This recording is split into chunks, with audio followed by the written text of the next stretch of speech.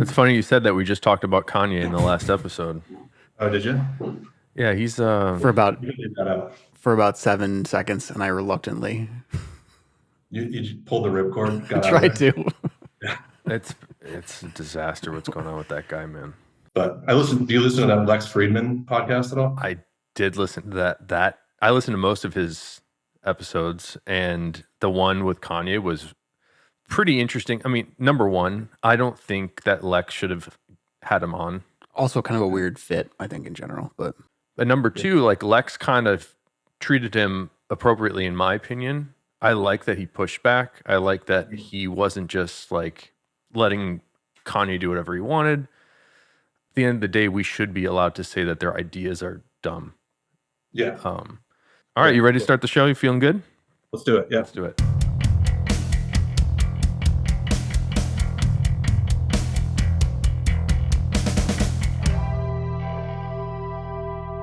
we even have theme music. I see that. Well, Jason, welcome to Yes. the show. This is Thanks a full for grain having me. podcast with I'm Phil Callis with my buddy Nick Horween. Why don't you introduce yourself for everybody? Tell us who you are and what you do. I am Jason Gregory. I own a design firm, I suppose, called MAKR, and we produce like a variety of products: furniture, leather goods, canvas bags. Sometimes we do build outs and designs. Sometimes we do small architecture pieces. We make things in general. I was just going back through my email a little bit, Jason, to try to see when I could find, or if I could find when we first corresponded. 2009. Oh, 9, yeah. Yeah, it's a long time ago. It was a long time ago. It does not feel that long ago. But No, it it's doesn't. definitely a long time ago, yeah. I was actually trying to figure out like how I came across, your tannery and Horween in general. And I think it was a boot that you did with Visvim. I think that was like the first intro. I was like, what is this like what is Chrome Excel? What is this about? And I loved all things Japan at that moment. I was very into Visvim and everything they were doing. I guess even like Masterpiece and all of those bag brands back then. This was like I first went to Japan. A girlfriend of mine's sister worked at Tokyo Disney, and so I went there and I was just like wandering around and saw all these different like bag brands. I think I stumbled upon Visvim, and then that's how I kind of got to you. Nice. Yeah, we probably started with them not too long before then. I think that was around the beginning of that too, but interesting timing. Time to start a U.S. made or made in U.S. brand. It's funny because around that time, pardon me, right after a financial collapse. Yeah, well, we were talking about that. This is a cycle that we've noticed that happens about every decade, and Nick had mentioned in a previous episode that we're due for another sort of influx of made in the USA demand. Well, it feels that way because I said in like after 08, when people started to spend a little bit of money again, they wanted to know what they were buying. And right. I think that led to people doing some research on what they were going to be paying for. And that led a lot of people to sort of rediscover stuff that was made in the US. Right. So you seem to time that well. Yeah. Sometimes I like refer to it as us being like downturn darlings, like where the people that care about making stuff and that aren't, that's, you're not getting huge volumes of things from overseas, and you're just like focusing on what you can make with what you have and really caring. I mean, I think that's what that time period was about. It got a little costumey. It got a little crazy for a little bit, but it was a good time. I think we're in another really good time that's a bit more neutral. Like, I think there's a lot of different styles happening.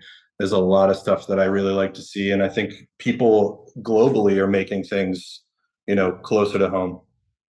I mean, obviously anything can be made anywhere beautifully, but yeah, once you focus on kind of lower runs and paying attention to who's getting paid and where things are coming from, like this is the result. I think you're right. I hope people aren't harmed the way they were in 2008 again, but right.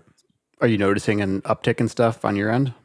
Yeah, I mean, Usually we have like slow periods of time, but this year it's been like with special projects, with even like random furniture stuff. I feel like people, with shipping being super expensive and materials going up, like making stuff in town is almost the same price as getting stuff shipped in. So we've been doing like some furniture things that, you know, are hitting similar prices to like mid-level, like proper retailers, you know, like we can get something made in a small batch that could match, you know, the prices of Hay or of like Hem or any, you know, brands like that, you know. And that's even being backed by like Herman Miller, like that. Like I love their product. I think they do a great job, but it is possible to make stuff domestically that isn't crazy expensive. Right. That's good to hear. So Yeah. going back to '09, just to give people a little bit of an idea about you if they don't know. So in '09, you started out, were you doing just leather stuff there, or you were coming from something else and you were going into leather work, and your initial item, which I think was the flap wallet, did you have just that and as a starting point, or how did that work? Well, the initial was actually, I think the initial was the angle wallet. I think that was the one that really pushed everything. So where I came from, I was working at a branding firm. So I got out of college, I went to art school, came back and just I got a job with like a design firm, but it was more like a think tank. It wasn't specific. It was like they would get these big projects, they would work on them with a group of people, and then they would kind of collapse, dissolve, and start again. And so I was doing like all types of different things. I was doing architectural things. I was doing like product design stuff. Like basically, this job didn't exist anywhere around me except this one guy. He actually was the reason that Starbucks became what it was. He like developed their rollout strategy, and so like riding that Starbucks wave, he got on with a bunch of these corporate companies. So we did some work for Coca-Cola, we did work for Jack in the Box, for Outback, for all of these different like pretty big companies. And I always call it like, or whatever the term is, paper architecture. I would draw all day long and never see anything made, like ever. I would just draw stuff, design things, and you know we'd make little models and little samples here and there, like facade mock-ups and stuff like that. And that's kind of what I really started to enjoy. So the model shop was, it housed a laser. We were starting to like just seeing how like a 2D drawing could translate into an object. You know, these old school model makers are making these beautiful, super complex, like full color models of stuff, and I was just like, wow, like this is a really powerful machine. You know, I was familiar with like, I think I'd messed around with like some water jet cut stuff before, but the thing that I really like is just going from 2 dimensions to 3 dimensions, you know? So the laser was super helpful. I started to learn how to use it. And then for whatever reason, I think I like took apart a camera bag that my grandfather had, and I used some of the leather to make a really super simple hand stitched wallet. And I don't know. It's as if, and there wasn't like a ton of intent behind it. I just kind of just put it together, and then people were like, "Oh, that's interesting. What is that?" And I was like, "Oh, yeah, it's just a thing I've been like messing around with." I'd work all day, and then I'd stay for like the rest of the night, just like playing on this laser and making stuff. And it's pretty incredible that my boss at the time was okay with that. You know, like just letting I was like 19 or 20, and they were just like letting me work with this, you know, $60,000 laser by myself. High-powered laser. I was going to ask, Yeah, what yeah. is the It difference was pretty between insane. what is the difference between a laser in '09 versus like a laser today? It's like a Not completely not a different. ton. I mean, I'm sure and like the process itself is pretty similar. I mean, there's some like this cool stuff, but you would really like, you'd be surprised. Like a lot of that automated cutting, like camera systems and stuff like that, that's a whole other realm. But like laser process is pretty similar, I'd say. So yeah, I had a laser. The like I said before, like these the think tank things, they would like end at some point, right? And so he was he was offloading all of the stuff that he had. So, you know, furniture, whatever, equipment. And I was like, I'll totally buy this laser from you. And he's like, sure. I did some other job, got a check for 10 grand, handed this 10 grand to this guy, and he gave me this machine. And it's like, that's pretty much like the origins of like wanting to make something. And I think leather was definitely just it was, yeah, like I said, not a ton of intent. Like it was really just like, oh, this material seems to have value. I'm going to make it. It's something people can have on their person. And then it kind of went from there. I mean, it was, yeah, it's pretty wild. So I did it as an art project for a long time. I was making like weird art with this laser too. I was doing like laser etched. I was like painting stuff all white and then etching all these complex graphics. And it was kind of like the visually busy time of like 05, 06, like very like vector based graphics, you know, that kind of stuff. And so I like all the original Maker things, like before I think I met you, it was like crazy graphics all over it. It was just like etched to death, you know? Like I don't know if you remember like the Nike stuff that was coming out, like the Jordans that had all the really intense like filigree all over everything. And you know, it was very graphic based, which is pretty funny because now I'm like you can't even find a label or like a logo on our stuff, you know. It's like it's all the stuff's very hidden. But back then I was like Maker, you know, everything like repetition. It was like the monogram moment, you know. And yeah, it was so, I mean, I'm just like some, you know, idiot kid in Florida doing this stuff. So it's like, yeah, it was, I mean, that idiot kid's gone pretty far. I had a question. You're talking about your first experience making things on the laser with leather. What was the first product that you would say put Maker sort of on the map? It was the Angle wallet. And it was, I think in '09, Michael Williams from A Continuous Lean, he put us in GQ, and it like, I mean, it exploded. Like it was crazy. I mean, what does an explosion look like? 20x what we were doing per month, like at least, maybe more. It was wild. Yeah. And so that, like, I mean, I was in my garage at that point. So I had gotten, the interesting thing is I'd gotten the laser and I'd worked at a bunch of other iterations of that kind of project, the think tank thing, and just kept the laser at my house. Like they bought new machines each time they'd like, you know, make the new client buy like all of the equipment for the model shop. So I just had this laser. So there was a good 5-year gap between when I acquired it and when I started messing around with it, to when I started actually making things and selling them, like having a website. So I would say '04, '05. The oldest like logo with that name on it was I think like '05, if I remember. And then yeah, I just kept making things kind of in my house. Got a website going and started kind of focusing on it a little bit. I you know, got like a very, very minor investment. I think it was like 80 grand or something. And I paid it back in the same year and then just kind of kept going from there. What's really wild is I don't think in the current moment of 2022, it's hard to remember a day before e-commerce. But I remember back 2006, you were probably making your own website with your own shopping platform. It was probably pretty difficult just to sell stuff online. Oh yeah. Yeah. I mean, every site we've ever done has been custom. And actually the same, my friends, it's called Studio Birdsall, but they've made every single site that we've ever had. So I've never used like a Shopify site or like, you know, any of those things like that. I've always, you know, I inevitably, like, I guess we'll eventually talk about like craft and all those things, but like I've always appreciated like that side of it too, you know, like having something custom, having someone, you know, really tailor the site and kind of trying to do something interesting with that as well. Like it's all the whole project is just trying to make stuff. Like I know that sounds like pretty boring or whatever, but it's like the site is as much a product as the product itself, as like, you know, the business card is everything. It's just like the holistic environment, like all of those things can be fun. It's not like I don't want to ever go like, oh, it sucks, I have to make this website. It's like I want to make this website like really great, and I want to want to add content. You know what I mean? Like I don't want to be forced to do anything. Like everything should be like fun and good and a real collaboration.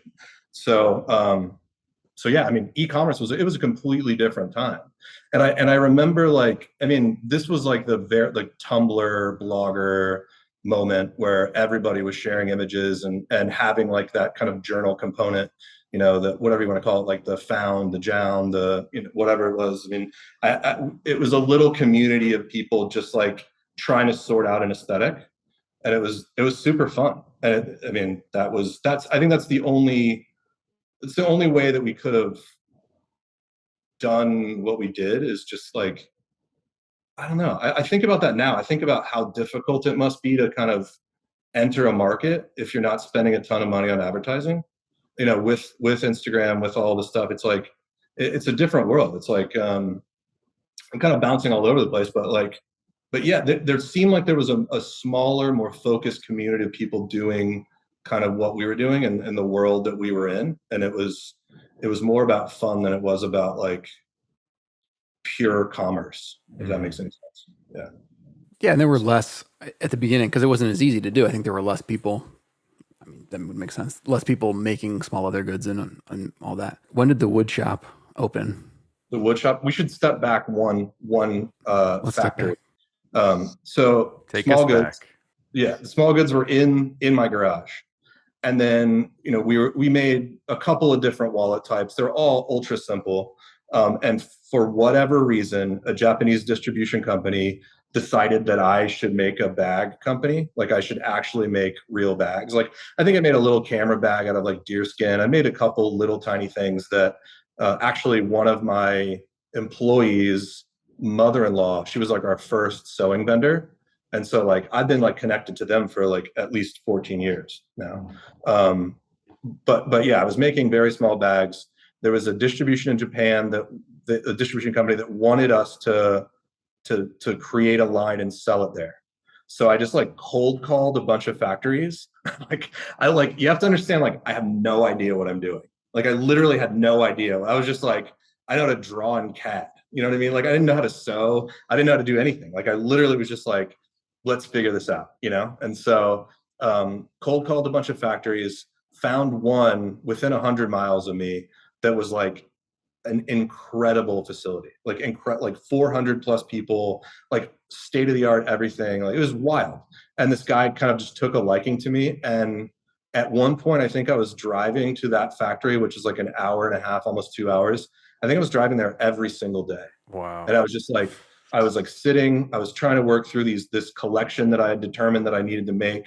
And it was, I basically went to college again. I learned how to sew. I learned how to use all the automated cutting machines, like all the different sewing machines, like how to order binding attachments, yeah, it was wild.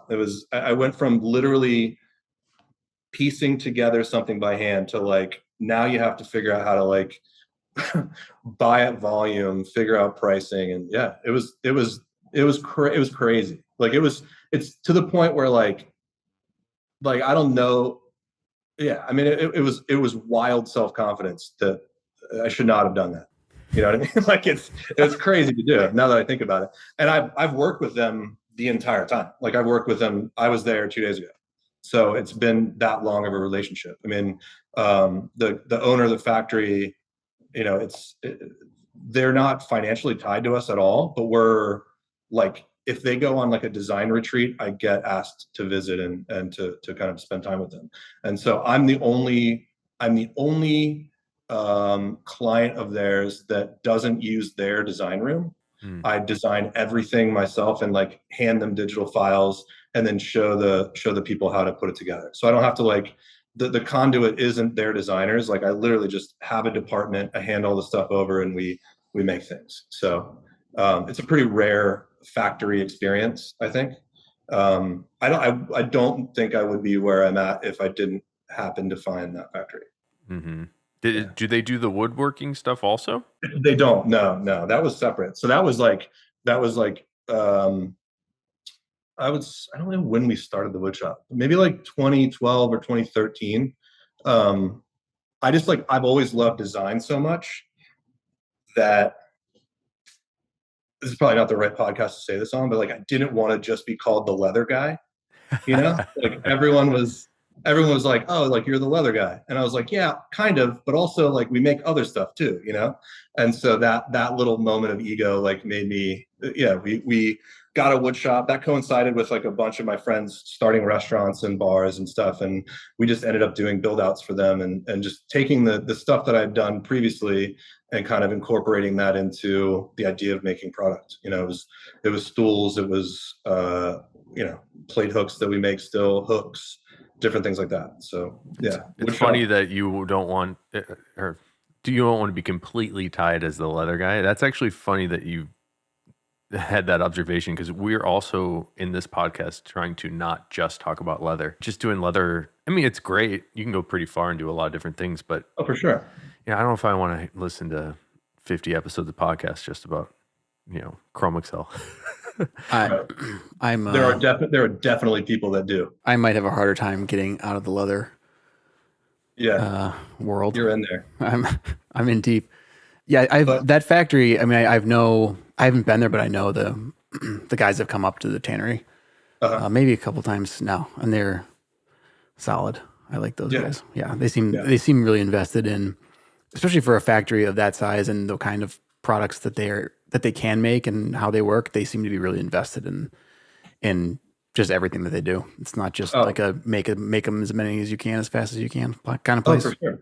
Yeah, I mean, like every time I go there, there's something new and incredible that they're working on. You know, like they had a robot arm the other day. They were trying to figure out how to like utilize that. It's not even, they'll just like get new technology just to get it and see if they can kind of fit it in. You know, they jam it. Like I watched this, it's like this automated cart that goes to different departments. But for some reason, like the little whatever radar system that was on it that kind of determines whether or not it's going to collide with something, like it was too small. Like the radar was like casting. Oh no, the radar was casting too big. So the aisles were too small and it was just like freaking out. I'd walk behind it and it would like, just like freak out and then it would like stop. And they're like, oh yeah, we got to fix this thing. And then the next time I go there, they had like dialed in the zone region of this cart, and it could just make its way through through everything. And they've got always have new cutting systems, always have new machines.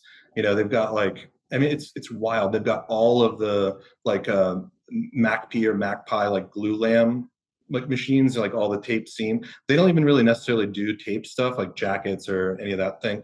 They just got the machines so that they learn it and so that they can start offering those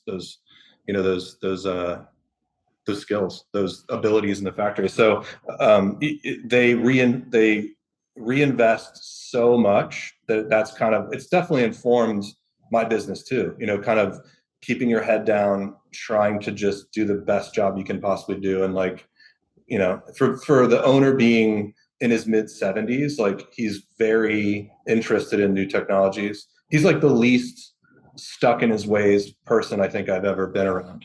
And it's like, it's really, it's inspiring obviously, but it's also like, he's not scared to spend money. He's also not like, it's just a really refreshing point of view, and it has definitely informed my business for sure. When you were talking earlier about the laser machine in 2006, I don't think laser cutting, laser etching was new at that moment, but it probably was new to smaller brands like yourself. Are you seeing any new manufacturing? You mentioned the robots and stuff. Are they doing any new interesting technologies in manufacturing at that factory that are inspiring perhaps a new vision in the same way that the laser was, over a decade ago?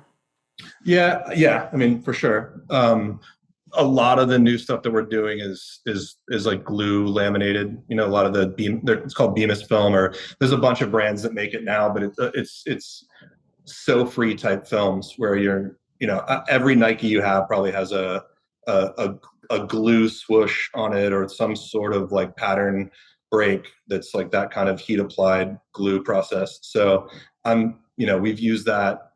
Some of our iPhone sleeves, the ones that are like the stitch free kind of weld. Anytime I call it weld, it's basically that process. So we did a lot of that actually before they did. But they're perfecting it. We're able to do it on canvas goods now. We have like a series of bags coming out where the pockets aren't stitched. You can't see the pocket boundary from the outside. It's the entire panel is like glue laminated, so that where the void of glue is where the pocket actually is, you know. So that gives it doesn't change the aesthetic a ton, but it's like when you actually start looking at it, you go, oh, that's different. Like, oh, like the handles can pass through and there's still a pocket there, but there is no stitch boundary. Like that's kind of, you know, those little whatever you want to call them, moments, or like those little kind of the things that take a second to kind of kick in. Like that's what I'm really into lately. You know, it's So just like little. that's super fascinating. I was looking at your website and admiring your photography, which, by the way, I think you take all them. So if that's true, Yeah. you're doing really. I love the aesthetic that you've created, not just Thanks. in the photography, but like you said, the creation of the website, and you're mentioning on the product that super clean look that you have translates consistently across all those mediums, and I think that's amazing. What I was thinking about when we were pondering this episode, an interview with you, trying to think about like what inspired you to create that minimalist aesthetic. I want to clarify it. So the product imagery on the site is by me, but some of like the on body shots and stuff that's like Guy Ferguson is a friend of mine from Vancouver. He shoots a lot of those things. So I like, you know, it's a blend, but like in terms of pure product imagery and a lot of the non, I mean, I think there's a pretty obvious differentiation between the two photography styles. But yeah, so I shoot that, he shoots the other stuff. The aesthetic, the minimal aesthetic, like I really like, I think I've just always gravitated towards that. Like I've always gravitated towards like it's like appropriateness. I think I've said a lot of times where like actually when I was a kid, I remember like a couple key moments where I would like get some new thing that I thought was going to make me feel cool, and like I would wear it and I would just feel like a clown, you know. And I was just like, oh wow, like this is not for me, you know what I mean? Like this is the wrong thing. So that feeling of like over pizzazzing things or whatever you want to call it, like it's like the most ridiculous term, but like the idea of like I just don't think I'm equipped to make very loud decisions. Like I like very subtle stuff, and I want everything to kind of be appropriate. Like I much prefer people that you get to know and you're like, oh wow, you're super interesting. Like you don't wear, you know, everything on your sleeve. Like I grew up skateboarding. I've skateboarded for like almost 30 years probably now. And like no one knows that I skateboard or that I used to, because I don't wear, you know, it's like I don't want anything to be super obvious. Like I don't like, it's like virtue signaling or like a bunch of, you know, a bunch of advertisements on your car that tell everyone exactly who you are. Like it's just not me, you know. And I feel like all the products I've ever wanted had that kind of like discreet but interesting element. And I don't know, I think it's like that's what I find attractive. Like sometimes I like try to force like some added unnecessary element, and it always gets thrown away. It always does. Like I'd much prefer the details to be the aesthetic rather than like there be some key feature or some key like giant logo or like a crazy buckle or a, you know, I don't know, like I just prefer simple, delicate, hidden things, you know. Like with food too, with everything. It's like Food yeah. is the perfect example. Like you don't want to put a bunch of crap on like a beautiful steak or whatever. The only thing Yeah, worse than go ahead. the only thing worse than like realizing that you've picked out something and over pizzazzed like yourself is to be super stoked on something and to go out and have your Just be friends completely cut you down. Yeah. Yeah. So I think that's it. It's like it's sure it could be like insecurity. It could be like I'm, you know, it's like, oh, this thing I really care about is very quiet. And it's like, please ask me about it. You know what I mean? It's like, please ask me, and I'll totally tell you. But I don't want it to scream. I don't want it to scream in your face like anything that we make. You know, like we were doing something for our Korean distributor, and he's like, I really want you to have like bigger logos on stuff. And so I put a big logo on this thing, and he goes, I really don't like that. And I was like, yeah, I know. I don't like that either. Like, you should not do that. So it's funny. It's like, it works for some brands and some, you know, some projects can really do that. But like, for whatever reason, the forms that I make don't really go well with like super bright I mean, color is another thing. I mean, I'm sure I could sort color out a little bit more, but in terms of like unnecessary lashing points and like crazy decorative buckles and like all that stuff, it's not my scene, you know. I think that also, I mean, that limits the my output too, because I'm trying to go sometimes like you can achieve a certain type of product without more hardware, and I don't ever want to do that, so I kind of like end up avoiding that area and kind of going to something more simple. So I think the food parallels, one that I can relate to, and also a good one where you've got, if you've got good ingredients and you've got a good preparation, I mean, just at a certain point, you're not really adding anything to it by just putting more zippers and buckles and totally, lashing yeah, points, and it just becomes, I don't know, it's almost like you're like you can't. There's there's a certain amount of authenticity that you can't fake, and if you do try to fake it, it feels gross.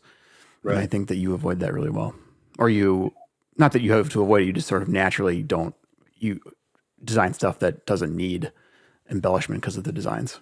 For sure. And there, I mean, there are many brands that I think can do that really well. Like really like, you know, super complicated Asics that everyone seemed to be wearing now, you know, that whole thing. It's like that looks super great. Like it's really cool. Like there's some, you know, even this like the hilariously termed like Gorp core stuff that's going on now, you know, like all What is the that? technical Gorp is like good old what is it, good old raisins and peanuts. It's like a hiking It's reference, like you trail know? mix.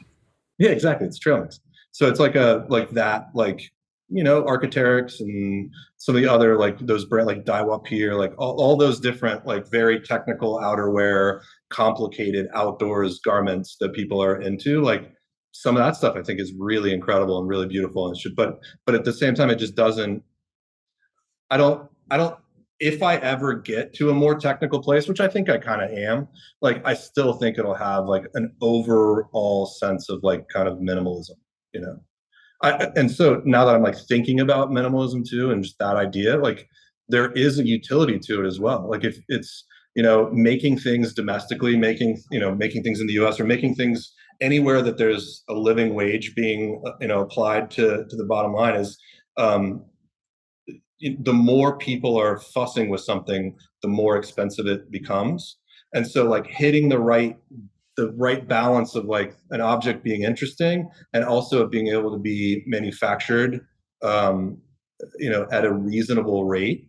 I think that's it. You know, like the perceived value and what I think something should cost isn't always determined by what it actually costs. Like I'll take it and lose money on certain things just because I think it's an important direction and I want to at least get the factory on board with this process. You know, if we have to buy new equipment, we have to buy new stuff, like it takes a second for it to kind of make its way into the line and make sense where people can produce things using those machines effectively and efficiently, you know. So it may be expensive at first, but then it starts to be less and less expensive. So the minimalism it's definitely it is definitely tethered to cost, I would say too. It's like how impactful can you be with like the least amount of stuff, I guess. Phil and I have been talking, or it just seems to be to keep coming up, is the sustainability thing, which is kind of an annoying word at this point, but I think that it's not exactly what you're talking about, but it falls in line. I think that's, I think it's interesting that it keeps coming up. Like, I don't know if you followed, like anything with like the Higg index. Did you see anything about that? No. No, it's just like, it's pretty specific, but we're talking, it's like, it's a way to sustainably or to measure sustainability from company to company.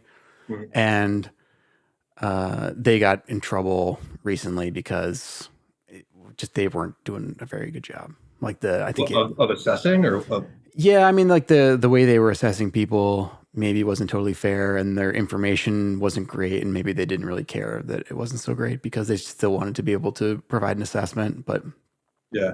it's one of those And things like the mission is good, but the execution not so good. not so good, yeah. Yeah, No, that's pretty common. yeah, I mean, people want to present as sustained. Like that's the other thing, you know. Like I don't want to talk about what we are. You know, like I find it to be annoying to like, oh, we're super sustainable and we're using this and we're doing that and whatever. It's like all of those things kind of should just be that's what you should do, you know? And I think that if you go too crazy with the copy, with like the verbiage of it, then it's just like it seems like it becomes insincere, you know? It's like, so like with sustainability, it's like I've got people that have used our product for like 12 years and they like send it. Now I had a guy today, like our one of our studio guys, his like father-in-law came over and he's like, I want to get a new one of these, but like I don't need to. And I'm like, yeah, like there's no planned obsolescence in our product. Like you know, the things last a long time, you know. And it's funny that people used to, I mean, all back in the day, everyone like, oh, if I buy this, like it's gonna last forever, right? And you're just like, I don't know. Yeah. Maybe, you know, unless you like lose it or light it on fire or, you know, drop it in the ocean or do whatever. It's like, is it gonna last? Yeah, I mean, the intent is that it'll be around for a long time. But I think it's also like if you really enjoy the product and you're happy about it, like there's something to that as well. You know, like I try to buy stuff. I mean, everyone does the same thing. It's like I try to buy things that I will really like, kind of no matter what. Like this is neutral enough that I'll like it for a long period of time, and I won't need to buy something new because I have spent that amount of money up front. You know, like this is a probably like a throwaway section because I'm not making a ton of sense, but No, it makes sense. no, I'm with but you. yeah, it's just like I would much prefer to. Yeah, I mean, I don't know. Some people are like, "Oh, that's expensive," and you're like, "Yeah, but you know, my one is your three." Like, you know, you'll buy something repeatedly and not like it because it fits weird, and I'll spend a little bit more on it up front. So It's kind of like it's like a dollars per wear thing, which is maybe too derivative, but that's kind of how I think about it. Like if you get like jeans for me or that way. I'm not wearing jeans right now because I'm turning into an old man. I want to be comfortable all the time. But but like raw denim, it's like, well, you spent how much on those? I'm like, well, I've worn them and I've gotten them repaired like 3 times, right, and I wear them like around the tannery, and I mean, they're probably a bargain at this point, but it's the same oh, thing for that you're sure, saying. Like you buy something that's well made, and that's kind of like just the way it should be. yeah, If you just make it the right way instead of trying to make it as quickly as possible. And we talked about like But fat. like, let me pick on you for that because like nobody's trying to make it the wrong way, right? Or what does No, that mean? we're talking about like fast fashion a little bit though. And I was reading about that after we talked about it. And there's the companies, they're saying that the products are worn like around 10 times or less before they end up in the garbage. And those companies, the cost of missing a sale is more expensive than making too much and then throwing it away. yep, So they Wow. will overmake on knowing they're overmaking, and then when things move on, they just put all that stuff in the landfill. Wow. So Okay. so instead of just making and being, oh, it's sold out, like we made it the right way, and we can only make this many. Now it's sold out. Now they're like, no, we made But 20% too much. my argument though is like you're talking about making things the right way. I don't think they're trying to.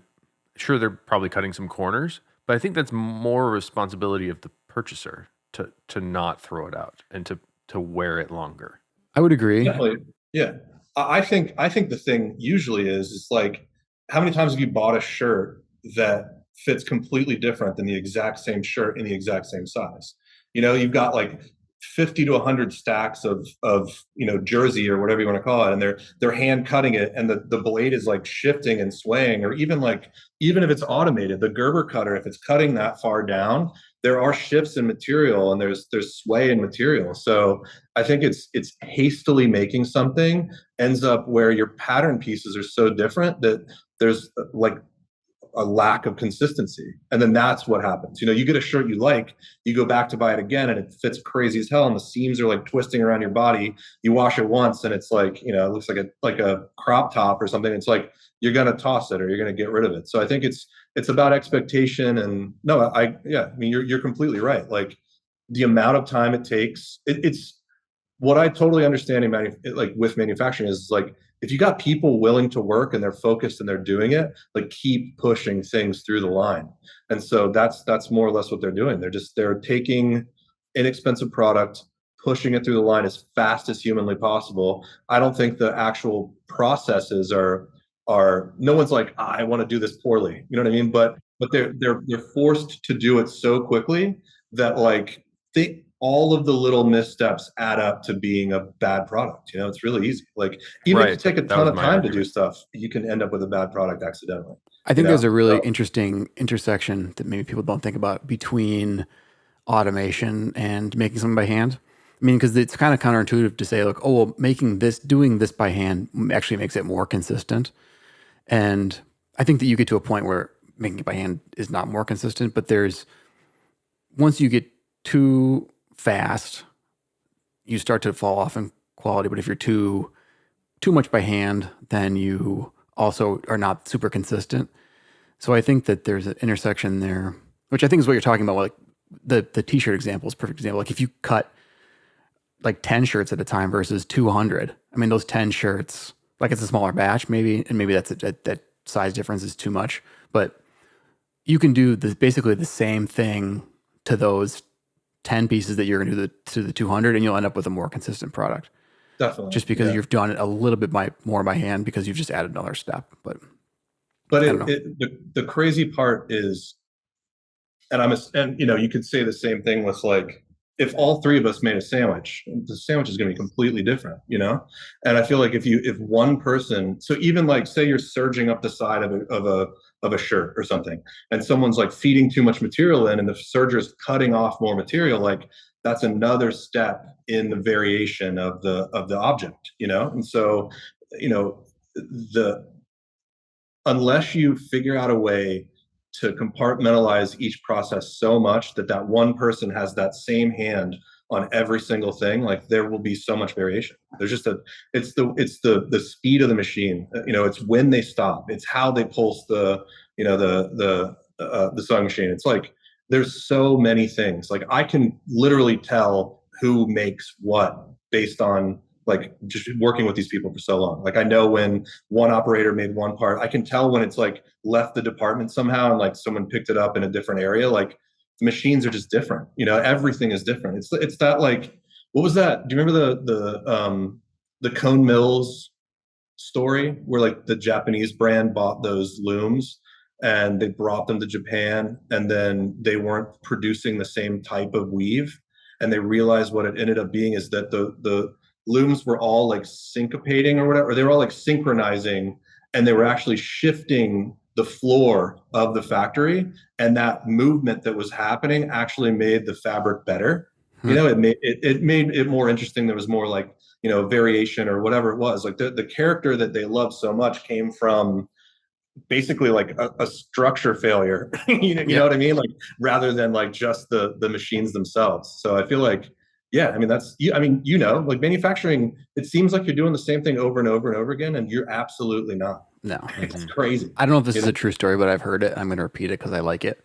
Yeah, I don't know if that was a story either. When in Chicago, when the Vienna beef factory moved, they're making hot dogs, Chicago hot dogs, and they moved the factory, and they started making their dogs, and they weren't the same. Like they didn't have like the casing like wasn't snappy enough, and they're like, "What's going on? Like it was same water, like same employees, like same equipment, like what's going on?"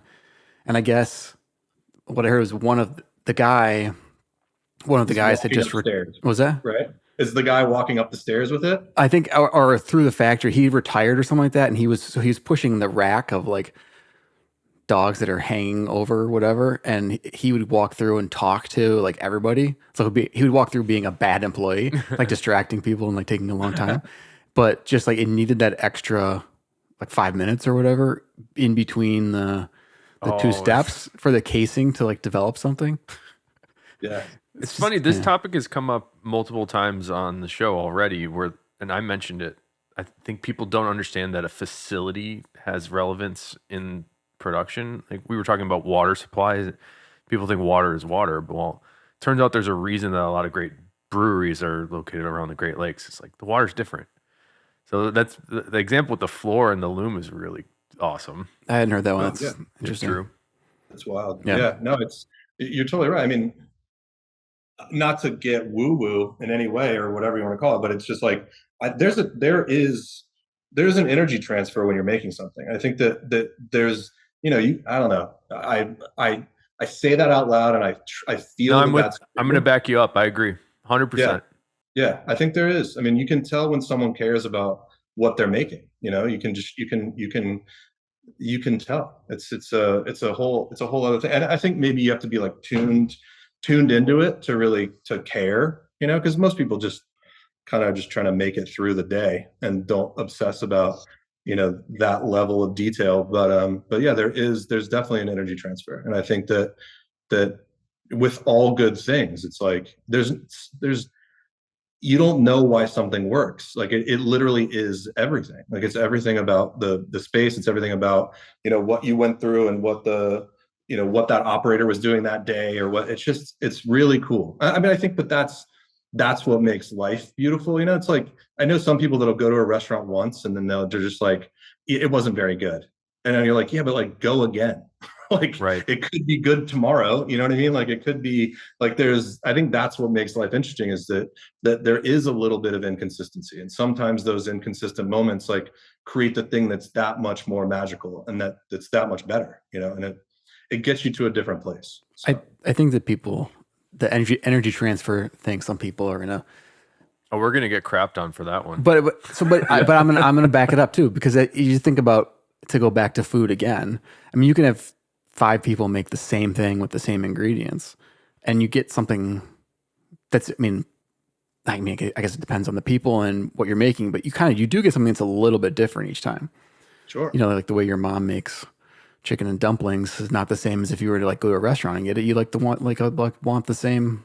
You want it this way, not that way. And there's a lot more to that, but I think that it's an interesting concept that The sandwich example was perfect. I'm going to way. start. That's I'm going to perfect. suggest that we do that with prospective employees. Like, you guys, here's the ingredients. Please make me a sandwich, and then I'll taste the sandwiches, Yeah, and whichever sandwich is best. totally. Yeah. It's true. It's like sometimes you're like, wow, like, what do you like? So the other day I was getting a sub, and they took the tomato and they like sliced it in half so that it would fit in the sandwich better. But then they put it like perpendicular to the way the sandwich would close anyway. So I was just like, what are you doing? You know what I mean? Like the whole point of cutting the tomato is so that it doesn't just fold into a taco. Like you're gonna like align it like horizontally. Yeah, I mean it's there. Yeah, I mean there's so much. I mean, this is the minutia of making anything. It's just like there's so much nuance to everything, and that's what's beautiful. That's what's good. It makes the difference, though. I mean, it makes the difference does. between a product that's fine and one that's great. Right. So tell me, I'm very naive, or have know very little about patterning. It just seems like this mythical art to me, and you seem to do a lot of it. So how do you? And I know you are used to and probably still do draw quite a bit, but how do you pattern something? It's changed recently. Like I've always been much more in the computer than like in the physical world. Like I would much rather start it in the computer, cut something that I know is finite. Like, it's very rare that I'll like take cardboard or paper and start like just cutting stuff and doing stuff. Like sometimes it jumps into the workflow, but for the most part, I draw a ton, I'll sketch a bunch and kind of see what I want to do, then start to create, just what does the front look like, then kind of develop into gussets and all of that. But at that point, it's like, there's nothing really to it. So the way that I pattern is actually like all of the small parts first. So like, how does a corner go together? What's the top edge detail? What's the handle? What's the handle like? What is so I definitely, when I start drawing or thinking, it's more compartmentalized than like this whole thing.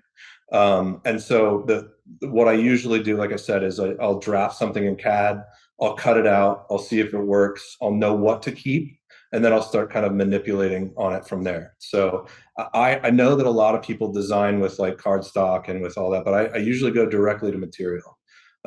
So I'll either use material that I don't like, I'll use like a split that will retain, just to basically use trash leather. Or like a lot of times I'll just do like cotton duck, or like if we get an ugly finish, or like there was like a whole batch that was damaged, and I'll just pattern in that damaged bit, so it is CAD. I usually draw in halves because it's symmetrical, and then I just kind of like cut and iterate and sew and build, and then end up with like a bunch of elements that end up being a product, if that makes sense, or like part of like a group of products. So traditional AutoCAD was what I used for a long time. I do sometimes, if we're doing complex bags, this is all previous to like this new workflow that I'll tell you about. I used to do Rhino. So if I wanted something in 3D, I'd build it in Rhino. Rhino has what's called like an unfold feature or a smash feature where you've got a three-dimensional planar object and you can just unroll it to a flat part.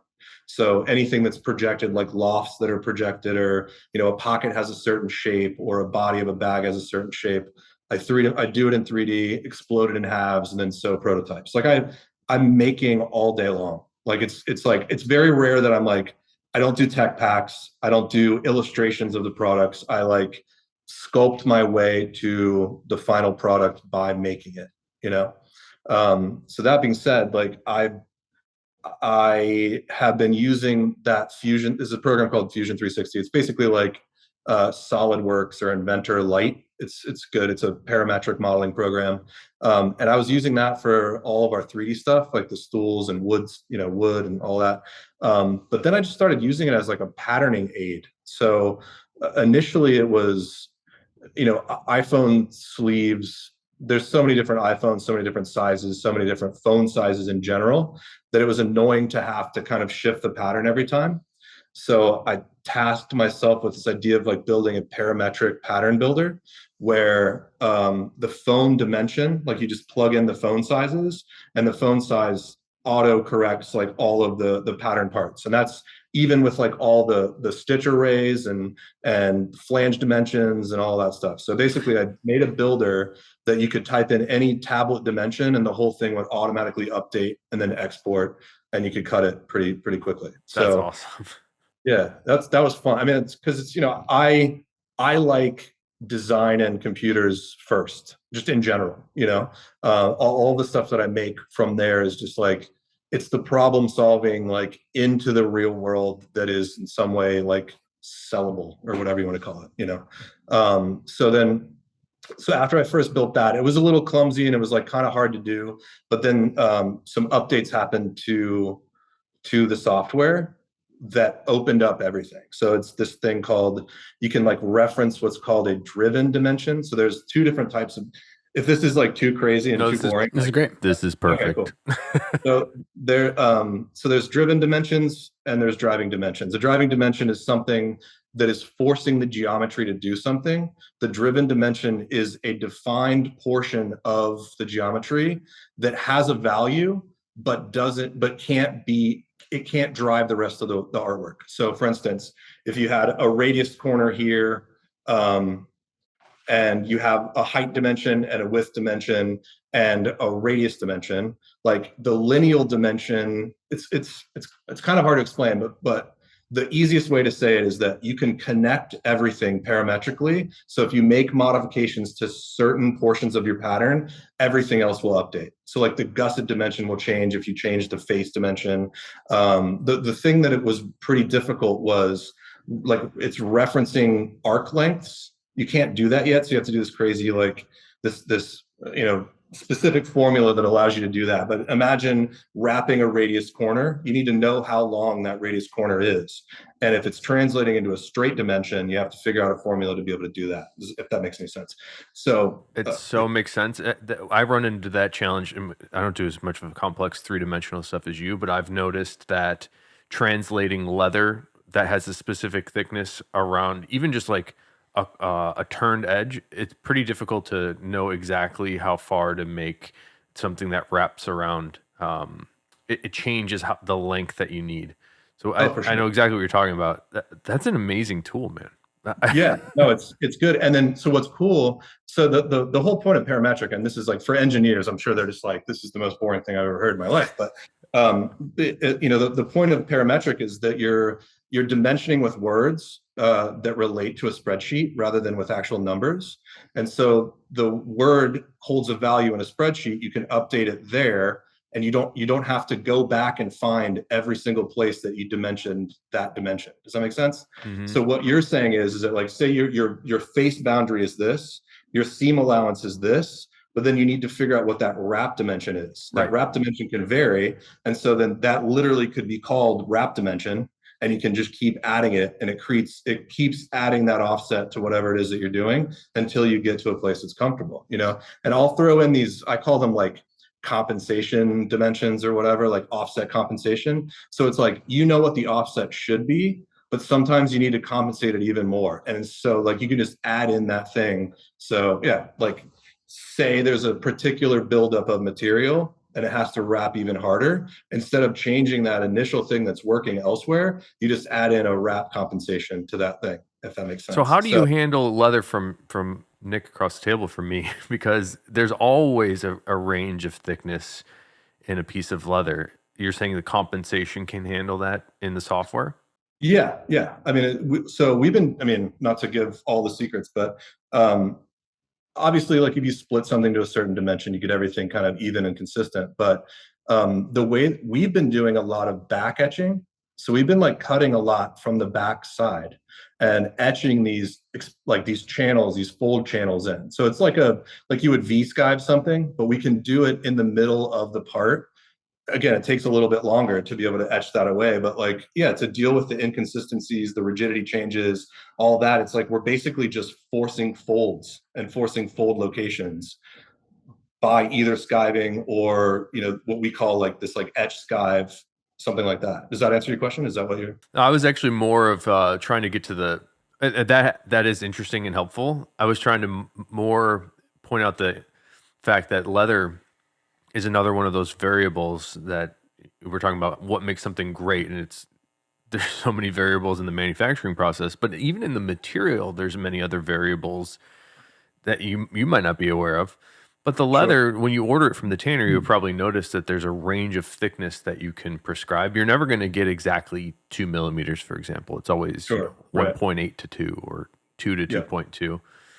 That range of 0.2 millimeters is significant enough for that wrap to be completely different around your part. And I was asking, you know, can you use your compensation software to tune that? But that seems pretty crazy because like even within a square foot, you're going to get like slightly different thicknesses. You can't give us 0.2 millimeters. Yeah. No. We have a Fortuna splitter at our factory, and we just like split material back to whatever dimension that we want, you know, for consistency. How wide is your Fortuna? Is it like a 16? Like 16. Yeah. The knives that Nick used, how big are you? Like 70. They're huge. Yeah. The more narrow the splitting machine, the more precise you can get. Yeah, we can only get and there's different setups for different firmness of leather and what you're trying to do, and if it's wet or if it's dry. Splitting is crazy. It doesn't make any. It's such an unnatural thing to do, to take something that's soft and like shove it against a knife and try to make it uniform. It doesn't want to do anything that you're doing to it. I mean, cordovan, I think, is the thing that freaks out the most, because there's so like if I'm splitting cordovan, like it'll go from like super thin, and then it'll find like if it enters in a soft spot, it'll get pushed out where it's like a bit more callous rather than like if there's enough that I wouldn't say that there's any skin left on there. You know, I'm not trying to say that, but no, but you know, there's splitting is annoying. I mean, it's crazy, and also so that's another thing. You know, I'm working with a machine that's not its only purpose, is not my line. So I have to like go in and I have to tune this machine and make sure that it's working correctly. It like, is the material, does it want a roller? Does it want a bar? What do you want to do? Oh, it's like, even that, like this expensive, nice machine that's supposed to work every time, it doesn't always work every time. So yeah, I mean, it's like, how do we compensate for it? I mean, I think that there's variation. There's variation to our products because they are handmade, you know. It's funny when you get a project, and I'm sure you guys know this more than anyone, but like people are so used to corrected grain that when they see anything, they see any flank, any fat, any, you know, any scratches or variation, they're just like, what is this? This is not nice. And I go, no, this is actually nice. This is not, you know, this isn't like a coating of vinyl on top of something that vaguely resembles a hide. You know, it's like, it's a completely different, I understand consistency. Like a long time ago, this is like ages ago, but Rolls-Royce wanted us to do something and they wanted us to make it out of their material. And when we got it, it was just like, it fell so flat. Like this is like, beautiful, real pebbled leather they're using in their cars, but the dimension was so thin and there was just no character and there was no like, I think the thing that people don't really understand about I mean, pull up is it's huge. I mean, it makes things beautiful. Like even just like the tonality shifts, the all those things, like especially when you have a really simple product, all of those lead to the final. And even like the resistance of the material, like when like the volume that's created when you fold something, or if like I would love to use some of these like myco, like the mushroom leathers or like the cactus leathers. Like I've investigated them, but they absolutely don't work. They don't look dynamic. They don't look beautiful. They just kind of the grain structure in real leather. I mean, Cordovan's my absolute favorite, but like the grain structure is what gives the character and the body to the products. And I feel like yeah, I mean it's hard to achieve in these other materials. And that's what I mean, that's why real leather is what it is. It's why people love it. That's why it is it's a beautiful thing. Cordovan is like the most like I don't even consider myself like a real crazy leather person. Like I know a lot about it because Nick has explained so much to me, but like there isn't a better product than Cordovan in my opinion. Like I just think it's like the most beautiful, crazy material. It's just It is crazy. I mean, it's yeah, a crazy, Very unique. yeah, it's crazy maybe. to make it, and it's crazy to use it. Es- It's not easy to Essex, work with. I mean, people, I mean, once it's made into something, it's really, it'll last basically forever, but I mean, it's not easy to work with or no, I mean make or, it cracks. yeah. Yeah, it's so neat. Again, energy transfer. If we want to get some real comments flowing, it's like it's a really it has a different. I mean, the density is so obvious. Like you can just tell it's a different thing. You can just tell. I think some people confuse it for like I've had someone go like, "This feels like plastic. Is this fake?" And I'm just like, "No, it's not fake. No." I think there's a really interesting thing that you're touching on that I think about often is our society and maybe the world as a whole has been conditioned to what you're talking about and you feel is an inferior product where it's very flat. There's not much dimension, as you put it, to the color. And something like the car interiors, it almost kind of has to be that way. And For sure. we just recorded an episode before this, and that car upholstery came up. And you kind of have to have a little bit more performance in certain things. But Oh, for like a deeper point for manufacturing, it got to be an incredible challenge for a company like Apple, for example. And I know that you've done some, I think you've done some iPad sleeves for Apple to make yeah, we it, did like backless sleeves. Yeah. yeah, to do like a consistent color, consistent character every time and make many hundreds of thousands of a thing. That's got to be an impossible challenge with a natural aniline dyed leather cord, whatever. You're never going to get two hides that are the same, let alone like 2 square feet on a piece of Dublin, for example. It's just not possible. So I get the reason why it's happened. It's that sort of globalization. Like, let's make as much stuff as efficiently as possible. You have to be full painted finishes, and that's now what we're conditioned to seeing. So when somebody shows you, when you show your customer a piece of chrome excel, they're like, that's not leather. Or show them some sort of aniline, less finished piece of leather. Yeah. I could see why the confusion happens is because it's novel. It doesn't exist anymore. Well, the customer experience is completely taken out. I mean, it's like, it almost doesn't matter who's buying it because it's the same. You don't need to explain it because it is what it is. It's not, I mean, there's nothing natural about it where it's just not as interesting to people. But then their expectations are completely different too. So if there's any change about it at all, then they just freak out.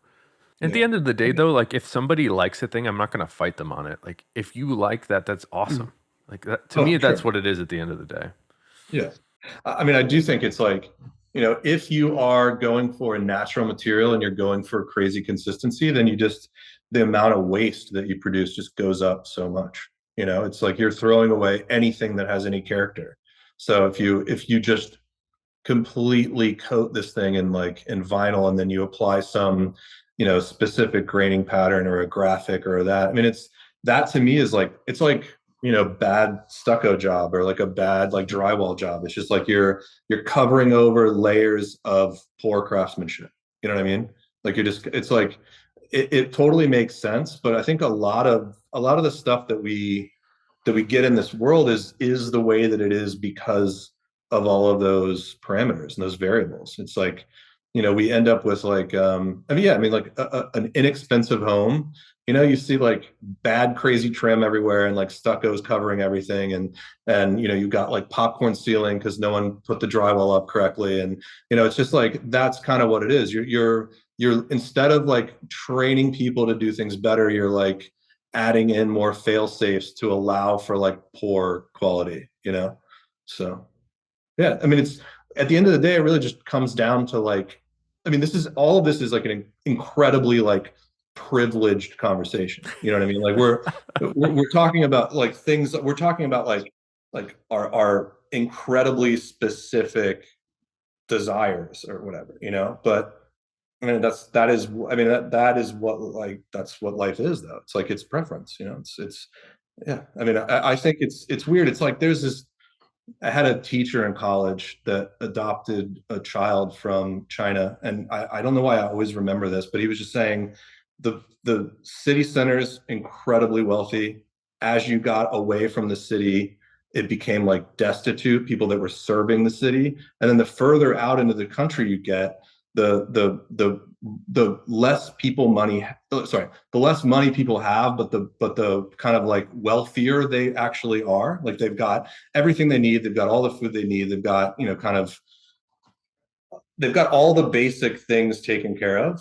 And I think that with like traditional craft, you're kind of more in that world. You've got people really caring about things. You've got these are beautiful objects that have taken time to develop and to make, and then you've got that's like in the country, and then you've got in the city beautiful things that are incredibly expensive, and then you've got this weird void in the middle where it's like you almost can't care here, or that you don't have enough like know-how like going out towards the country. It's like a very interesting thing. It's not, I don't think it's like socioeconomic. I think it literally is about how much time you have to care about the very specific elements of your world. It's like you have enough money in one area, and then you've got enough time in the other area. Does that make sense at all? Yeah. It's kind of a weird rant, but it's just like it's it's weird. It just seems like you either have to be incredibly privileged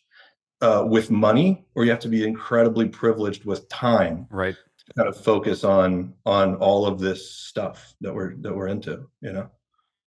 100%. Yeah. Speaking of privileged, skateboarding. It's not very privileged. No, I've just no. noticed that, and I've been admiring your brand for years, and I've noticed that it feels like skateboarding is a very important thing to you. How do Yeah. you feel like skateboarding relates to what you guys are as a brand? Well, I mean, I started skateboarding at a very different time than now. I was 15 or 14 or 15, and it was, getting things thrown at you and getting, arrested and stuff like that. It wasn't cute at all to do to do that back then.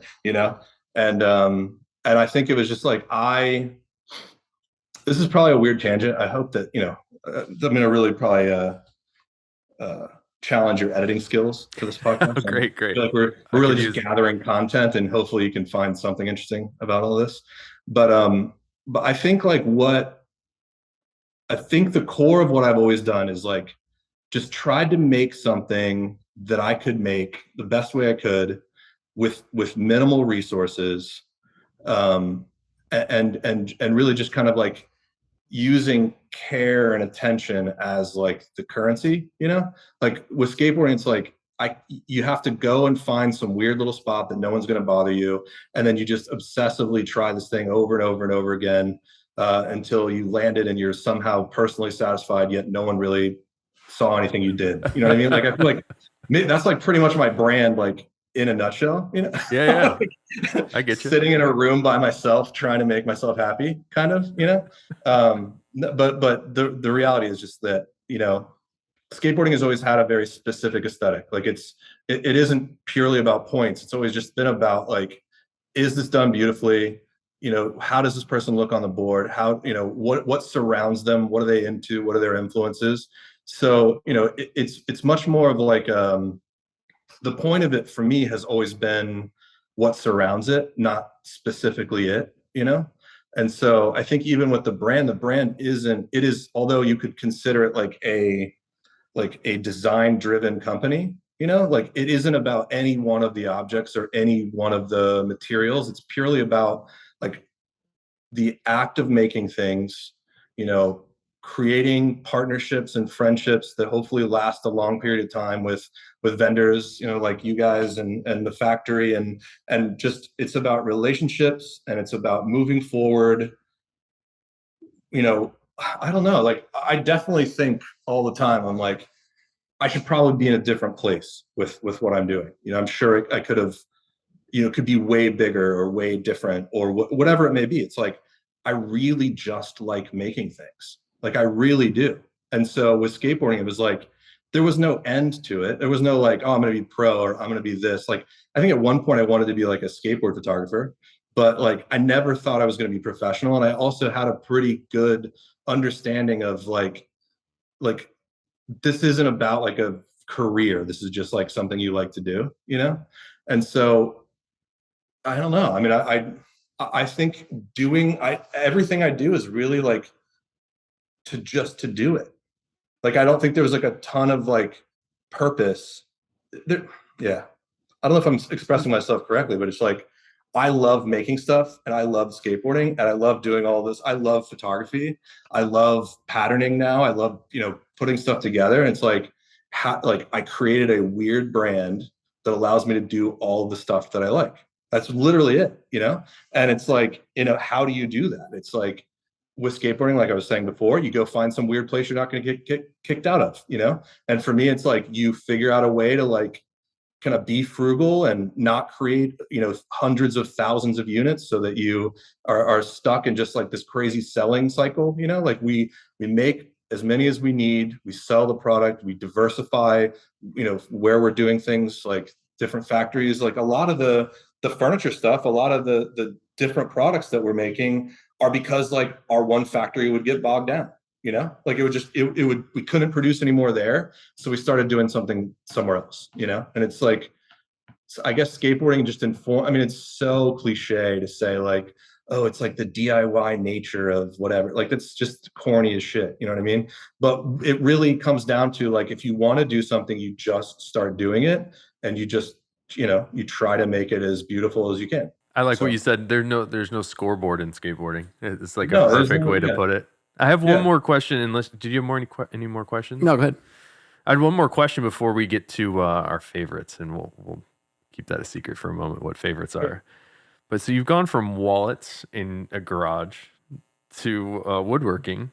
You made some bags. You made an iPad. I don't know how much stuff you've done with Apple. You made some furniture. What's next for you? Do you have like another concept that you're developing? I guess yes and no. I mean, I'm very interested in kind of like small dwelling development right now. So I'm working on a couple projects that are just like, you know, like multi-unit pieces or like, you know, like renovations of different things. Like it is architectural based.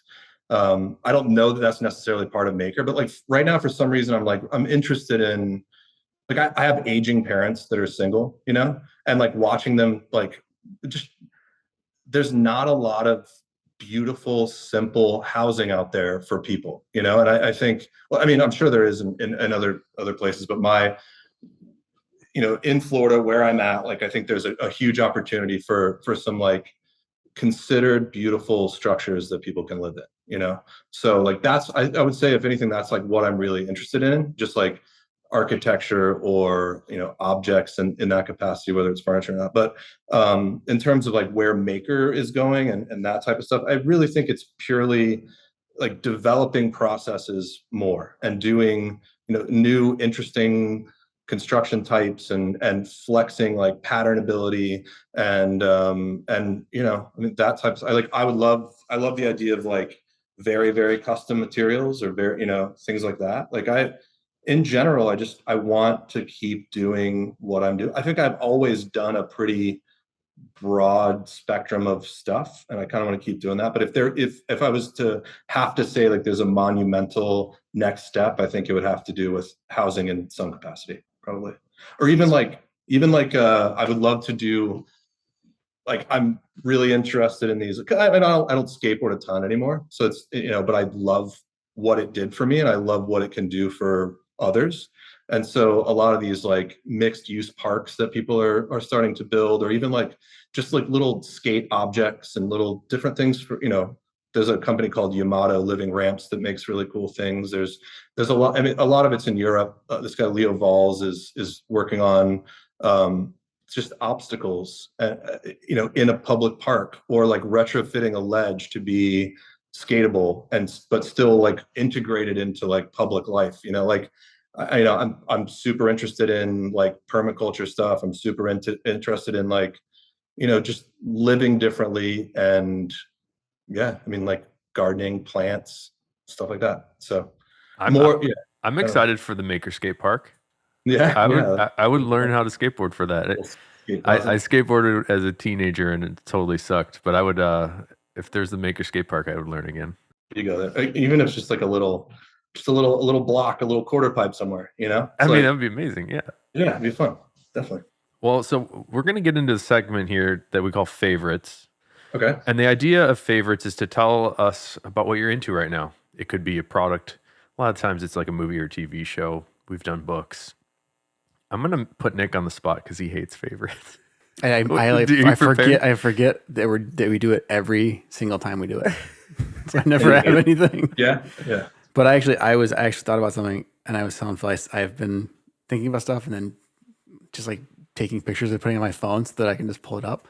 And so I'll show Phil the picture, but I've got, when my grandfather passed away, my grandmother took me down into his workshop, and he's got like these tools or whatever, but he had this old, like tiny tape measure.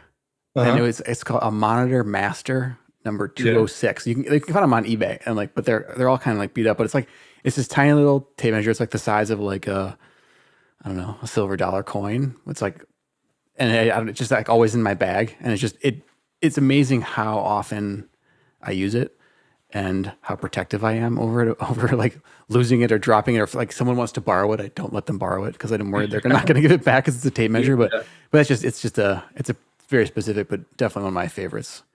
Nice. All right, as we're recording this here, it's the end of October, so it's almost Halloween. My favorite is The Shining. And Nick, you said you haven't actually gone all the way through. I've seen the whole movie, but I've never seen it in one sitting. And when I finished it, I watched the first half, and then like the second half I'll watch like 6 months later. Like it's not. Honestly, it kind of is like two movies, but watch it again. It's good. I'll My favorite is The Shining. And then Dr. Sleep. Have you seen Dr. Sleep? Yeah. It's good. That's the sequel to The Shining. It's got the boy Danny. It's like him as an adult. No, I'm not spoiling anything, but that's worth seeing too. The reason it's a favorite is our shop at Ashland, we've been inspired by that movie, and Halloween comes every year. So we try to make designs that are specific to the holiday. So this year we tried to make some stuff that was inspired by The Shining. So if you're familiar with the visual things that Kubrick had introduced in that movie, there's the carpet of the hotel is this weird like hexagon pattern. We made a wallet with that pattern. There's some really interesting like art deco in the bathrooms with like funky 1970s colors that we made a wallet out of. And then the all work and no play makes Jack a dull boy, like laser etched that on some certain sections of a wallet and put that in. It was just reminding me of like how awesome that movie was, even though it has nothing to do with the book really, or vaguely like the Stephen King novel. It's such an interesting art piece that a crazy person came up with. So for that alone is really neat. The secondary thing to it is, we were talking about this earlier today, Nick. Room 237 is like a conspiracy theorist twist on The Shining. And if you haven't seen either of those things, I would watch The Shining, then watch Room 237. It will make you want to watch The Shining again for seeing it through that new lens, and it's incredible. It's like, oh, he secretly filmed the moon landing and like faked the moon landing, and he's hinting in the movie that he he was trying to tell everybody without telling everybody. So that's my favorite, is The Shining. Nice. You got a favorite for us? There's like the standard things. Like I've had a bike that I love forever. Like like it's just like an old Bianchi that I like kitted out. It's just like a very simple kind of, Is it that ugly city green, bike. that like mint green? No. You know This the one one's I'm talking about? This is from like the early 70s. All right. And it's just a classic road bike frame. And I put some like my ex-girlfriend's like Schwinn return bars on. And it's just like a very basic city bike thing. I mean, I would say that's like probably my favorite possession. Like my studio is super close to my house. It's like, I think it's like a 5-minute bike ride. So I love that thing. Yeah, I don't know. Object wise, like I've been taking a ton of walks in this like reserve, and I've been like super dorking on binoculars lately. Oh, that's awesome. Just like yeah. So I just have like a pair of binoculars that I'm into. What are they? I think they're contacts. It's like just some kind of I forget even what they are. It's not that I'm like obsessed with them. It's interesting to be able to like see stuff that close. It's like such it's so bizarre. It's like the way that, I don't know, the detail that gets pulled out. I mean, it's the obvious things about optics, but it's just like walking around and you're like, what, is that a bird? And then you look and you're like, oh no, that's just like a pipe with like a red fitting on it, but yeah, that, and then yeah, I don't know. Do you watch any TV or movies, out of curiosity? I watch YouTube. All I watch is like people eating food. It's pretty bizarre. Like I watch like my girlfriend will be like, she's like, oh, you're watching like an Asian man eat food again, huh? And I'm like, yeah, that's what I like to watch. Looks good. I love that. Yeah, super awesome. It's really neat that you said that. A lot of people have mentioned YouTube in these favorites, which is amazing to me, because it didn't exist, when you started MAKR. Yeah, it's incredible. I think like if I had to choose my favorites, like I love that series 000. It was on Prime. I don't know if you've seen that. That was great. That was good. Frontera Verde is like a Green Frontier, whatever. It's on Netflix. It's really interesting about like rubber barons and like the Amazon kind of like mysticism. It's pretty cool. It's a cool series. I liked Raised by Wolves. I don't know if you saw that at all. No. I haven't finished it. I got towards the end. It gets, I think it's weird the whole time, but it gets real. It gets really good. It gets really weird. I like how campy it is. Like I like that it looks like an action figure that they just like move across the, it's like, so that was pretty good. I mean, but media wise, like sometimes I'll like just like put on these Porto Academy architecture lectures and like just pretend to be wow. Enthralling. No, I get that though. I like learning a thing. Boring. Yeah. I mean, I like pretty boring media, I'd say. Sadly, I mean, Instagram is like, I mean, there's so much bad and so much good on that. Those are my favorites. My current favorites. I liked all of them. Hey, it was really good to meet you, man. It was such a pleasure. Everything you talked about was so cool. I mean, interesting to me. I'd like to do, if you're into it, we could do it again sometime. Absolutely. Yeah. This is my first podcast ever. Nice. I was trying to do some recon on you. There's not a whole lot. No, pretty quiet. Yeah. So I appreciate you coming out the closet for us, so to speak. Yeah. Hopefully it made some sense. It's hard. It's an interesting exercise to go from like work mode to like, because I went home because it's quiet, obviously the same reason you guys are doing that, but to go from like you're working and I was in a meeting and now I'm like, oh, talk about yourself. It's like it's a fun, I listened to enough podcasts that like I understood the format. Right. Yeah. But no, it's fun. Definitely. I'm down to do it anytime. When you were earlier, you were talking about, the engineers are going to think this is so boring. I was barely keeping up with that conversation. So, well, that's the fun feedback about this show is people like that we go too far in the weeds. Yeah, it's because good. nobody's talking. It's the feedback that we got from Brett Feiberg was he's like, I like that you don't just do like, here's a review about a product. Like, let's go deep on like why it is that we do the manufacturing and all the processes. Totally. What seems to be the positive feedback of the show so far. But can you tell, where would you like people to find out more about you? Just go to makr.com, MAKR. Yeah. Yeah. I mean, either the Instagram handle or it's MAKR_, or just visit our site. You know, we could obviously be, I don't know. That's the funny thing. It's like the media aspect of it. Like we do a lot of stuff with a Korean distributor, and we did this crazy pop-up, and like, you know, I gave a talk, which is so much easier to do when there's a Korean translator happening. So you like do it in spurts as opposed, you know, I like say something, then I can like formulate and then say it again. Like in reality, like I am at the studio making stuff constantly. Like it isn't, you know, I would love to talk more about it, but like being down here, I mean, I am on a little island. Like there's not a ton of other people making stuff around me.